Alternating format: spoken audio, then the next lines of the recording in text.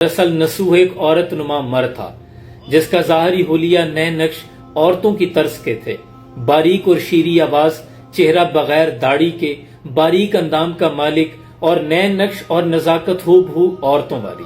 اس نے اپنے ظاہری اس جو عورتوں کی مثل اس کا چہرہ تھا اس سے فائدہ اٹھاتے ہوئے اس نے عورتوں کے ایک حمام کے اندر ملازمت اختیار کر رکھی تھی۔ عورتوں کو وہاں وہ مساج کیا کرتا تھا، لیکن دیکھنے والا کسی صورت بھی یہ شک نہیں کر سکتا تھا کہ یہ کوئی مرد ہے، وہ بالکل عورتوں کی مثل تھا۔ اب اس کام کو اس نے اپنا ذریعہ معاش بھی بنایا ہوا تھا اور اپنے نفس کی تسکین کے لیے وہ عورتوں کو مساج بھی کیا کرتا تھا۔ بارہا مرتبہ اس کے ضمیر نے اسے ملامت کی اور اس نے اللہ کے ڈر سے توبہ بھی کی، لیکن ہر بار وہ اپنی توبہ توڑ دیا کرتا تھا۔ لیکن ایک روز ایسا ہوا کہ بادشاہ وقت کی بیٹی شہزادی اسی حمام میں مساج کے لیے آ گئی۔ مساج کے دوران اس کی انگوٹھی کا یا ہار کا ایک ہیرا گم ہو گیا۔ اس نے اعلان کر دیا کہ اس حمام میں جتنے لوگ موجود ہیں ان تمام لوگوں کی تلاشی لی جائے۔ اب نسوح نے اپنے راز کو آشکار ہونے کے ڈر سے اپنے آپ کو ایک الماری کے اندر بند کر لیا۔ اسے تو اپنی فکر لاحق ہو گئی کہ آج تو میں نہیں بچ سکتا، آج میرا راز دنیا پہ آشکار ہو کے رہے گا۔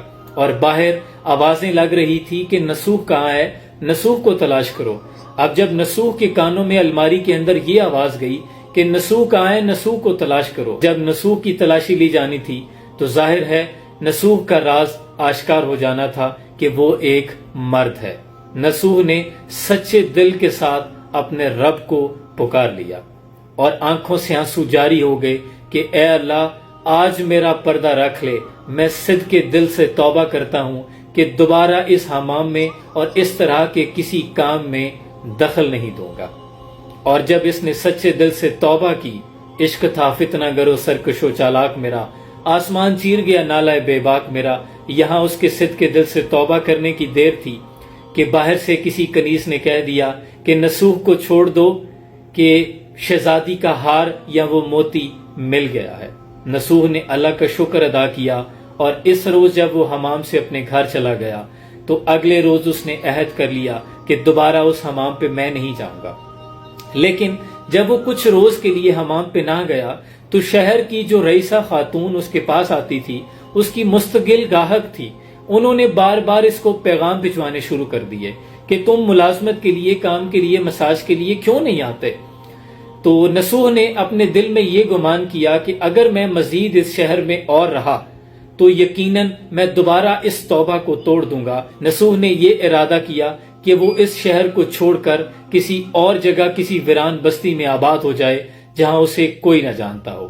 نسوح نے ایسا ہی کیا، کسی دور ویرانے میں جا کر وہ آباد ہو گیا، زندگی گزارنے لگا۔ اب وہاں ایک روز اس نے ایک گائے کو دیکھا جو چرتی چرتی وہاں سے گزر رہی تھی، تو اس نے یہ سوچا کہ شاید یہ کسی ریوڑ سے کھو گئی ہے۔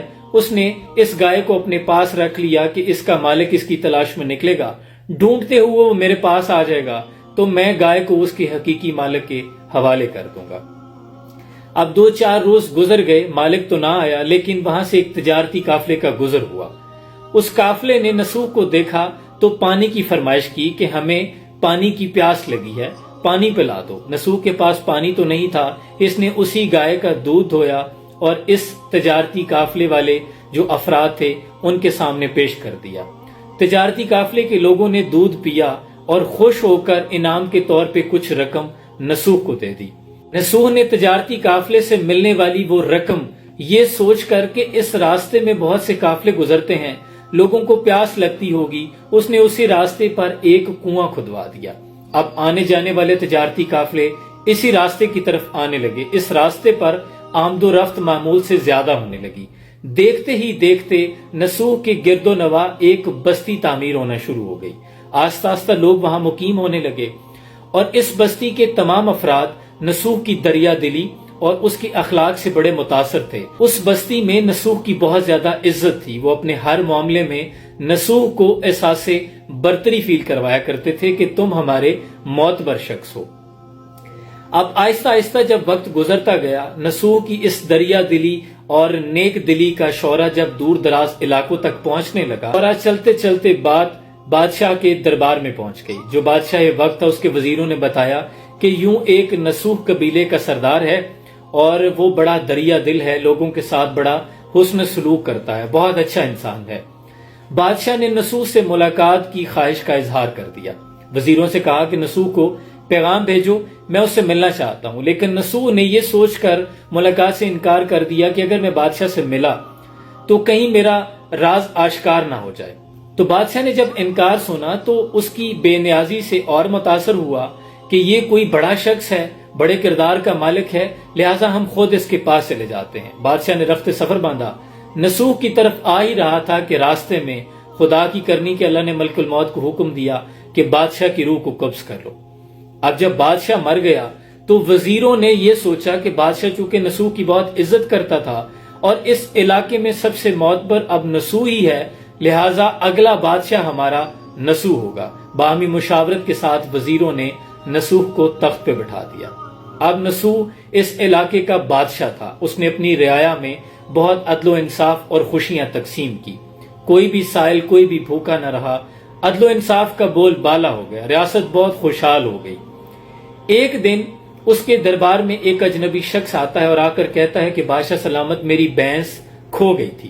تو نسوح کہنے لگا کہ وہ تمہاری بھینس میرے پاس امانت رہی ہے اور میرے پاس آج جو کچھ بھی ہے تمہاری بھینس کی بدولت ہے، لہٰذا میں یہ اعلان کرتا ہوں کہ میرے سارے خزانے کے آدھے مالک آج سے تم ہو، میں یہ آدھا خزانہ تمہیں دیتا ہوں۔ تو اسی وقت وہ انسان اجنبی شخص کہنے لگا کہ میں اپنے رب کے حکم سے کلام کرتا ہوں کہ نہ تو وہ بھینس کوئی جانور تھی اور نہ میں انسان کوئی عام انسان ہوں، میں اللہ کا بھیجا گیا فرشتہ ہوں اور وہ جانور بھی اللہ کا ایک فرشتہ تھا۔ ہم دونوں فرشتے نسوح کی توبہ کو پرکھنے کے لیے آئے تھے، اور نسوح تمہیں مبارک ہو، تم اپنے امتحان میں کامیاب ہو گئے ہو، اللہ تم سے راضی ہو گیا ہے۔ قربان جاؤں کہ ایک وہ شخص نسوح جو حرام طریقے سے روزی کمایا کرتا تھا، حرام طریقے کے ساتھ اپنے نفس کی خواہش کو پورا کیا کرتا تھا، آج تخت پہ بیٹھا ہے اور بادشاہ ہے، آج اس کی شہزادیوں کے ساتھ شادی ہو چکی ہے اور وہ ایک علاقے کا بادشاہ ہے۔ یہ سچی سچی توبہ کرنے کا صلہ تھا جو اللہ نے نسوح کو دیا۔ اللہ کریم ہمیں بھی ایسی سچی اور سچی توبہ نصیب کرے جس کے بعد ہم دوبارہ کسی گناہ کی طرف مڑ کے بنا دیکھیں۔ اللہ ہمیں ایسی توبہ نصیب کرے اور پھر اس پر استقامت عطا فرمائے۔ اپنا بہت سا خیال رکھیے، سلام پہنچے۔